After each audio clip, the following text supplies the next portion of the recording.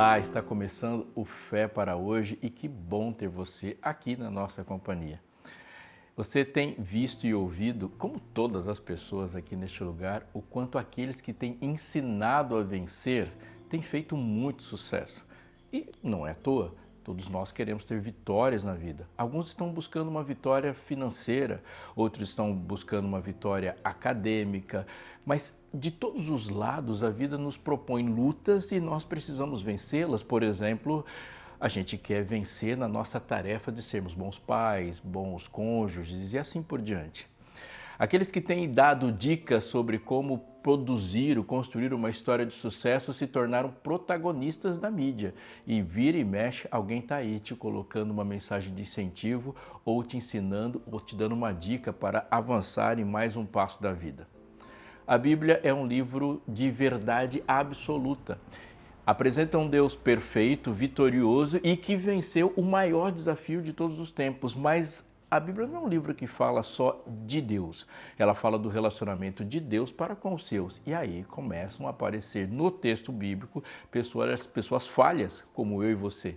A Bíblia é repleta de exemplos de seres humanos em suas vitórias e em seus fracassos, e aqueles que vencem na Bíblia só vencem por causa da conexão que eles têm com o Deus da vitória. Aí se destaca uma história sobre todas as outras, a história de José. Porque José, ele é um protagonista que pode gerar 1 milhão de filmes e livros, porque a história dele, nesse sentido, chama muita atenção. Ele passa por agrura no fundo do poço e se torna bem-sucedido em todos os sentidos, seja numa vitória moral, espiritual, como também financeira, política. Ele é um protagonista de uma história incrível e as suas lições chegam até nós. Vamos neste programa acompanhar José em sua trajetória e vitórias e aprender com ele como que nós podemos também ser vitoriosos em todas as áreas da vida. Então não saia daí, que depois da vinheta a gente já começa com Fé para hoje.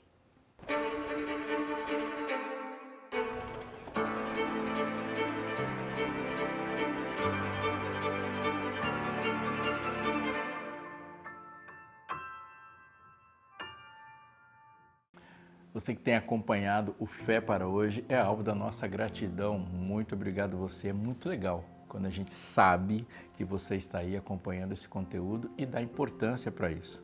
Mas você tem perguntas, como todo mundo, eu tenho certeza. Você gostaria de ver a sua pergunta respondida aqui? Faça como outros têm feito. Manda sua pergunta para a gente. Você pode fazer isso, por exemplo, quando assistir pelo YouTube. E se não assiste, é só ir lá nos conteúdos que a gente tem no YouTube e escrever a sua pergunta nos comentários. Pode fazer isso também pelo Instagram. Nós temos uma conta no Instagram e ali você manda mensagem, manda sua pergunta e perguntas têm chegado. E as que têm chegado nós temos levado com muito carinho e respondido aqui nos programas inéditos. Uma das perguntas que chegam e com muita frequência, que é uma dúvida de muita gente por aí, é: como eu consigo, como eu posso estudar a Bíblia? Muitas pessoas, quando pegam a Bíblia na mão e agora querem estudar, têm uma enorme dificuldade, por exemplo, em como começar, qual livro começar, que método usar. Sim, estudar a Bíblia exige alguns passos, mas eu quero já te ajudar com os primeiros.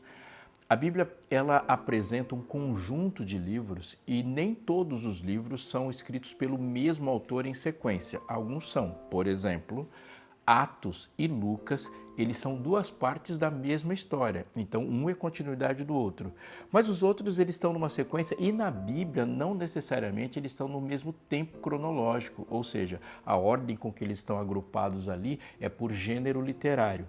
Isso significa que você pode estudar a Bíblia a partir de um livro ou pode estudar a Bíblia juntando partes dos livros para entender um assunto. Mas vai aí a dica importante. É bom começar como Deus começou. Por exemplo, leia Gênesis.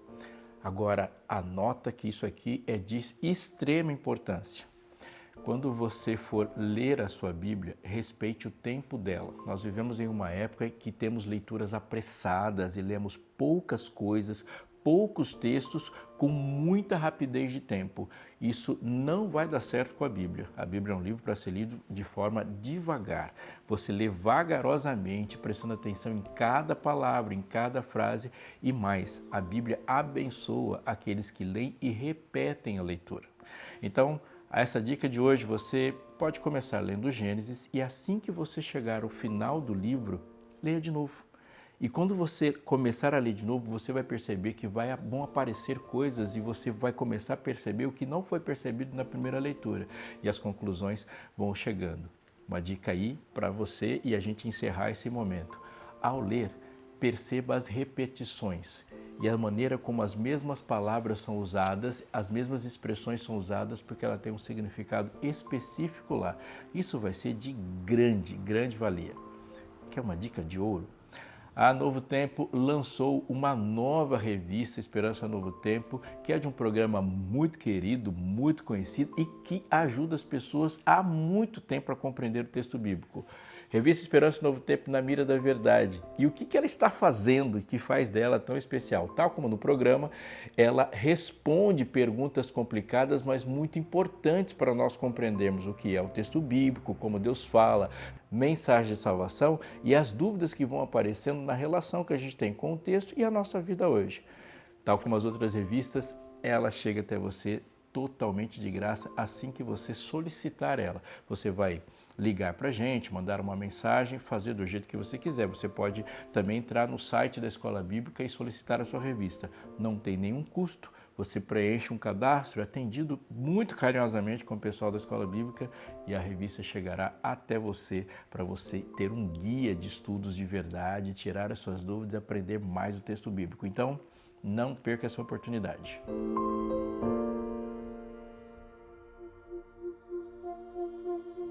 A história de José, como todas as histórias, não começa quando ele nasceu. Isso é muito importante para a gente pensar, porque a sua história também é assim, as histórias dos seres humanos é assim. Nós herdamos contextos, herdamos decisões que nossos pais tomaram, influências da cultura. Vamos viajar um pouquinho para a história de José. Nós vamos vê-lo quando Abraão é chamado para sair da sua terra, da tua parentela, como diz o texto, e ir para uma terra que lhe mostrarei. Essa foi a promessa que Deus fez para Abraão. Agora, há um rompimento de Abraão com o seu passado, com o lugar da sua cultura, com uma parte dos seus parentes, e ele segue no sentido da terra prometida, obedecendo a ordem de Deus e crendo nas suas promessas. A parte importante dessa promessa, mais do que muitas riquezas, é ter uma descendência. Deus promete a Abraão que ele teria filhos, promete a Abraão que dele e da descendência dele haveria um plano maravilhoso de abençoar a terra e, por conseguinte, nessa descendência viria o Messias.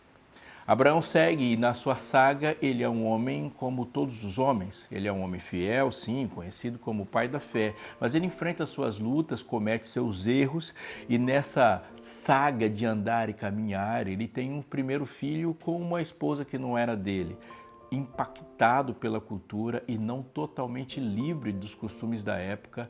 A saga de Abraão é a de andar e permitir que Deus vá o moldando até chegar ao ponto que Deus quer que ele esteja, como todos nós. Abraão tem um filho Isaque e este sim é o filho da promessa, o filho impossível, o filho que ele tem com a esposa. De Isaque nascem dois filhos, Jacó e Esaú. Neste nascimento, temos já uma influência muito forte na história de José. E por quê? Esaú e Jacó têm, quando nascem, a mensagem de Deus para os seus pais, quando ele diz que um seria primogênito logo na gravidez. O mais novo será superior, ou o mais velho servirá ao mais novo. Então Deus já indica qual é a primogenitura e indica para Jacó. Mas a não aceitação por parte dos pais cria um impacto psíquico muito grande na vida deles, principalmente a de Jacó, que é a história que a Bíblia acompanha. Jacó não vive na certeza de ser o primogênito. Pelo contrário, ele é o preferido da sua mãe e o preterido do seu pai, que tem um relacionamento mais próximo com Esaú. Essa primogenitura para Jacó é ganha de uma forma enganosa, o que não dá para ele nenhuma certeza de uma bênção verdadeira. E agora a sua vida passa a ser uma vida de procura por essa bênção. Sim, a bênção não é concreta na vida dele. Essa busca pela bênção de Deus o atrapalha muito, e muitos capítulos da sua história são escritos nesse sofrimento de insegurança sobre as bênçãos de Deus. Nessa busca e nessa insegurança, Jacó vai se relacionar com alguém que é tão inseguro e, uma expressão que nós dizemos hoje, cheio das malandragens, que é Labão, seu sogro. Na história de Jacó com Labão, há um casamento da mulher que ele se apaixonou perdidamente, belíssima, mas ele leva um golpe e acaba tendo que sustentar, casar e viver com duas mulheres. Mais uma vez, há um episódio de contexto que vai influenciar e muito a vida de José, porque isso significa que ele vai conviver com irmãos e os irmãos não são filhos da mesma mãe. Pelo contrário, todos os irmãos são filhos de 4 úteros diferentes.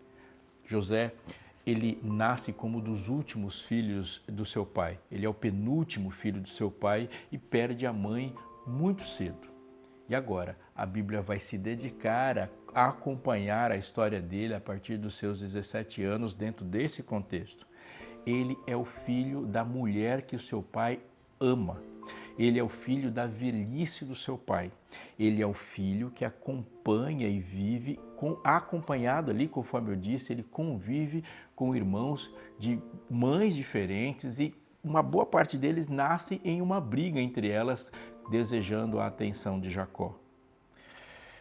Considerando que José é o filho da mulher amada de Jacó, portanto é o primeiro filho que ele desejou ter com a mulher que ele quis ter, José, dentro dessa perspectiva, é o primogênito, é o herdeiro da bênção, o herdeiro da continuidade da família. Mas isso não é fácil de ser aceito por aqueles que nasceram primeiro que ele. Agora, José vai ser apresentado nesse relacionamento com seus pais, relacionamento com seus irmãos, a partir da maneira como ele entende os sonhos de Deus ou os sonhos de José. E agora a coisa começa a ficar ainda mais complicada.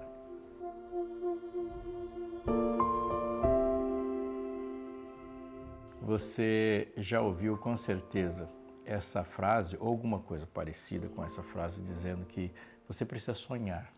Os nossos sonhos nos levam ao topo das montanhas da vida. Já ouviu uma boa sobre sonhos dizendo que Deus não abençoa sonhos não sonhados. Nós precisamos de projetos e planos, de sonhos, e pessoas que não têm sonhos são pessoas perigosas. É comum falar disso. Mas quando a gente presta atenção na história de José, os sonhos dele inicialmente não levam para nenhuma situação boa. Pelo contrário, quando ele sonha e manifesta os seus sonhos, ele gera uma oposição gigantesca, ele gera ódio e uma grande repreensão por parte dos seus pais. Você já deve ter ouvido falar que você deve conquistar o amor das pessoas, e o amor das pessoas, a preferência das pessoas tem sido um alvo de busca de muita gente. Vide redes sociais e a louca busca por aprovação e likes. José é aprovado pelo seu pai. Ele recebe o like mais importante da sua família, mas isso também não leva ele a viver uma vida confortável, muito pelo contrário. A preferência do seu pai e a manifestação dessa preferência por meio de uma túnica que ele ganha gera mais ódio ainda e perseguição. José é correto na sua maneira de pensar, falar, agir, e essa maneira correta faz dele um inimigo para aqueles que não querem viver dessa forma correta. Todas as boas decisões de José e todas as boas escolhas ao redor estão dando resultado ruim. E aqui há um ponto de virada, porque nessa oposição com os irmãos, neste momento em que José está em confronto com seus irmãos, perspectivas de caráter, de forma de se ver e ver a Deus e o mundo começam a ficar conflitantes. José vai viver um momento dramático da sua vida. Ele é traído, ele é agredido, há um plano para matá-lo e o melhorzinho decidiu vendê-lo. Há uma ruptura total. Agora, vamos juntar as informações? José, ele é vendido por uma caravana de ismaelitas para ser levado como escravo ao Egito. Isso gera um contexto muito importante para a gente entender o que vai acontecer dali para frente. Primeiro, ele é dado como morto, ou seja, a notícia que chega para o seu pai é de que ele foi atacado por uma fera e ele é morto. Qual é o significado e o desdobramento disso? Significa que ninguém o está procurando. Se ele é dado como morto, não há uma busca por ele. Ele não é um jovem afastado de casa, ele não é só um jovem imigrante, ele não é um jovem estrangeiro. Para aqueles que deveriam buscá-lo, o alvo do seu afeto, ele não existe mais. Quando ele vai para um outro lugar, mesmo que ele tenha sido vendido para uma caravana de ismaelitas, que são ali parentes numa árvore genealógica, mas ele é levado para um lugar em completa oposição cultural. Ele é levado para um lugar onde as ideias sobre si, sobre o mundo, os valores, as religiões, são completamente diferentes daquilo que ele pensou. Ele tem uma queda brusca de perspectiva, porque em um momento ele é o queridinho do seu pai, ele é o jovem sonhador, ele tem suas preferências e preferências materiais, ou seja, o pai dele tem preferência sobre ele. Agora ele é da escala mais baixa da pirâmide social, a base da pirâmide. Ele é um escravo e como escravo ele vive lá como um jovem, solteiro, e as características boas dele não estão ajudando em nada, porque nós vamos ver daqui a pouco que a sua beleza vai gerar para ele uma tentação enorme, uma enorme dificuldade. Agora, vamos pensar em como José se relaciona com os grandes dramas do nosso momento, do nosso tempo. Jovem, fora de casa. José, ele se associa e a vida dele ali se conecta com uma situação de muitas pessoas nos dias de hoje. De pessoas que estão fora de casa, fora do seu país, vivendo e enfrentando cultura diferente, vivendo e enfrentando um lugar e uma sociedade mesmo economicamente estruturada que o faz ficar sozinhos. É a realidade de muito imigrante, de muitos imigrantes. Hoje, os números indicam de uma quantidade enorme, números parecidos com de populações inteiras, de pessoas que estão fora da sua terra. Esse é José. Quais são os desdobramentos disso? Solidão, e uma solidão profunda. José não é só sozinho porque ele está fora da família, ele é sozinho no seu pensamento, ele é sozinho na sua cultura, ele é sozinho nos seus valores, ele é sozinho na sua religião, ele é sozinho nos seus sonhos. Uma outra realidade de José é que ele está em um lugar onde ele trabalha, produz, abençoa e nada disso muda o seu status. Vamos parar para pensar um pouco sobre essa situação.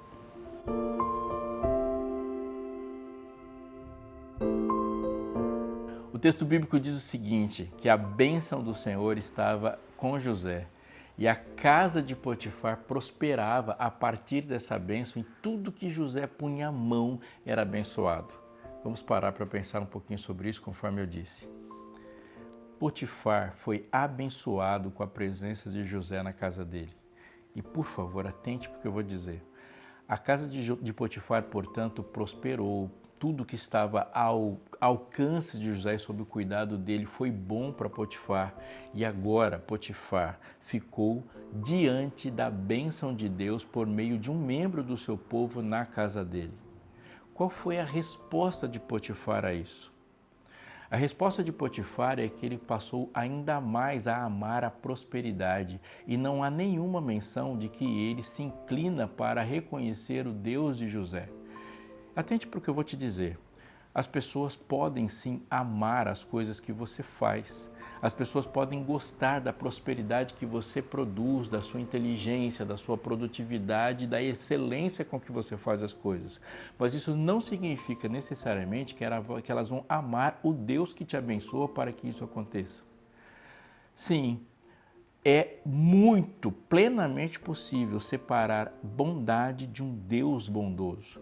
Potifar amou a prosperidade, amou a bondade de Deus, mas não amou o Senhor. Ele é um retrato contrário de José. José permaneceu amando o Senhor diante da adversidade.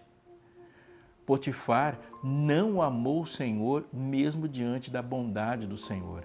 Isso significa que bondade e missão não são necessariamente a mesma coisa. Nós podemos ser bondosos e anota aqui, bondade indica para o Salvador. Ações de prosperidade, ações bondosas indicam para o Salvador, mas obras boas não são salvação. Sim, porque as pessoas podem escolher o que fazer com essas boas obras.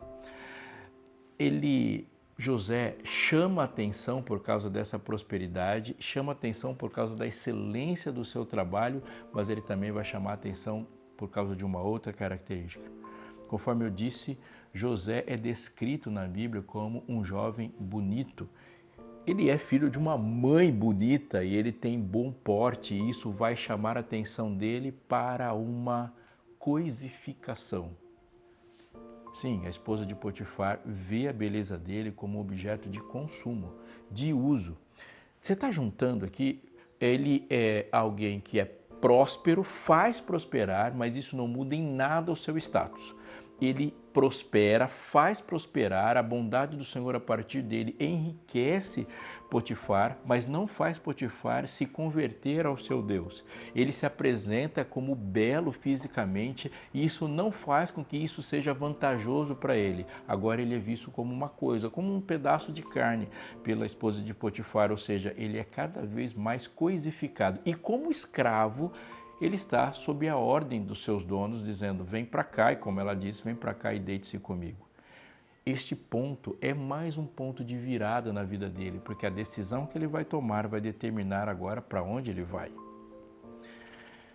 Vamos voltar e pensar quais eram as circunstâncias e as situações psíquicas dele. Ele é solitário.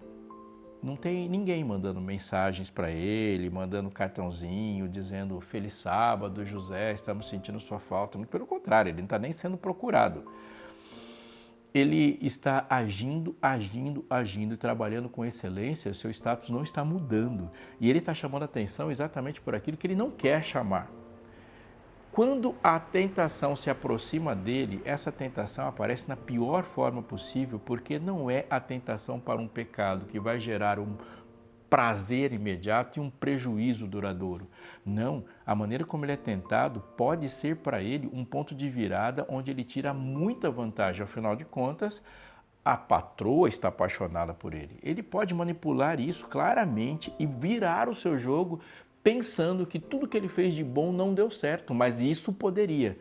Uau, essa é a tentação de muita gente. Se você não foi tentado assim, um dia será. Quantos de nós paramos e pensamos que fizemos todo o correto e o correto não mudou até que a oportunidade de fazer o errado e virar o jogo está aí? Eu já ouvi muita gente falando disso. Pastor, eu tentei ser correto, eu tentei fazer o certo, agora eu vou chutar o balde. Muita gente. José podia olhar e falar, quer saber? Se Deus não está me ajudando, eu vou me ajudar. Mas a resposta dele é exatamente o contrário desse pensamento popular. O que ele diz é, como poderia cometer eu tamanho pecado diante do meu Deus? As imagens ao seu redor, a cultura ao seu redor não lembram o Deus dele. Deus de José não está diante dele em uma igreja. O Deus de José não está falando com ele por meio de um pastor, de um sacerdote, de um amigo, de um membro, de um diretor de jovens. O Deus de José não está pintado nos quadros, não é cantado nas músicas. O Deus de José só está presente e as imagens, as impressões, a fala, os textos desse Deus estão num lugar onde ninguém vê, no coração de José. E mesmo assim, no coração dele, ele diz, não vou ofendê-lo. Mesmo assim, no coração de José, com todas as vantagens aparentes, ele diz, não vou cometer tamanho pecado. E José nos ensina uma lição fundamental sobre mordomia. A maior tentação daqueles que têm muito é querer ter tudo. A esposa de Potifar e Potifar têm muito e agora eles querem ter tudo. José, como mordomo, tem acesso a muito, mas resiste à tentação de ser tudo. E essa tentação resistida o levará para a prisão, onde ele será útil para os outros mais uma vez e esquecido pelos outros mais uma vez.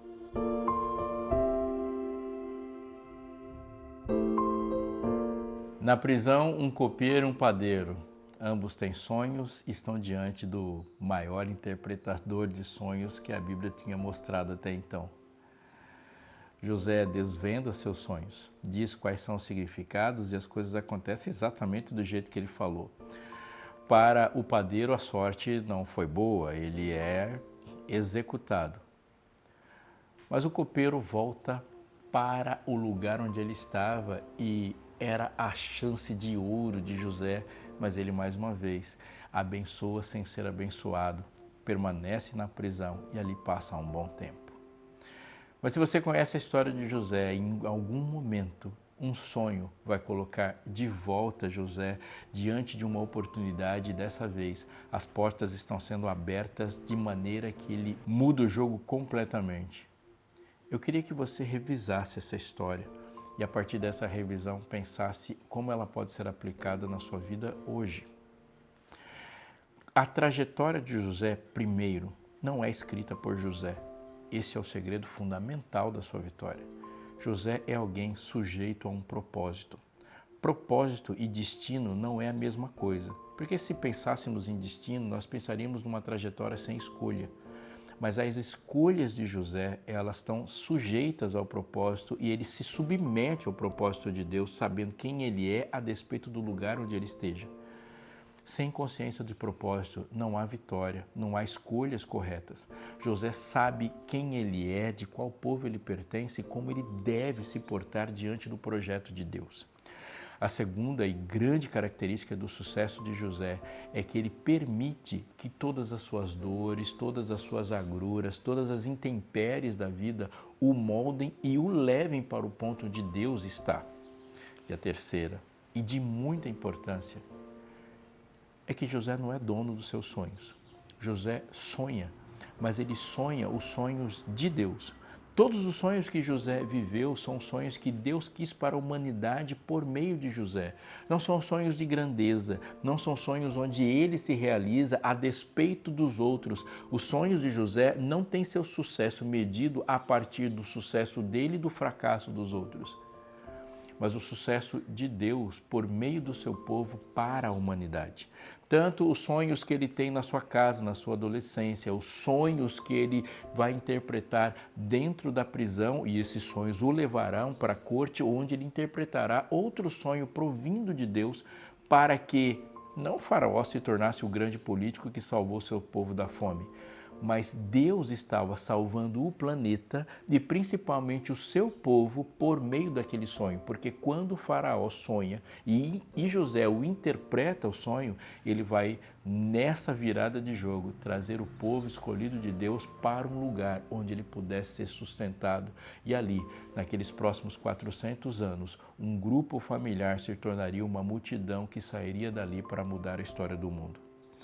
José vive os sonhos de Deus e ele compreende que os sonhos de Deus são grandes e para todas as pessoas. Um detalhe muito importante da história de José é que no final da vida de seu pai, quando ele os abençoa e abençoa seus filhos e na herança ele diz quais são agora os passos dele para o futuro, José recebe o dobro de posses e a sua família, a sua descendência tem 2 porções de terra na terra prometida.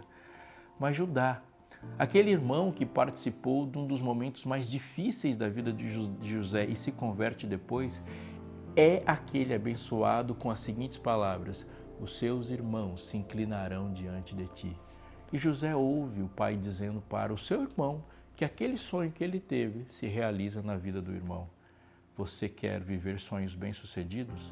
Então espere que a alegria dos seus sonhos aconteça na vida de outras pessoas, porque esse é o método de Deus. Muitas vezes, quando Ele diz não para você, Ele está dizendo sim para alguém, mas quando Ele te chama para viver os seus sonhos, Ele está querendo abençoar o mundo todo.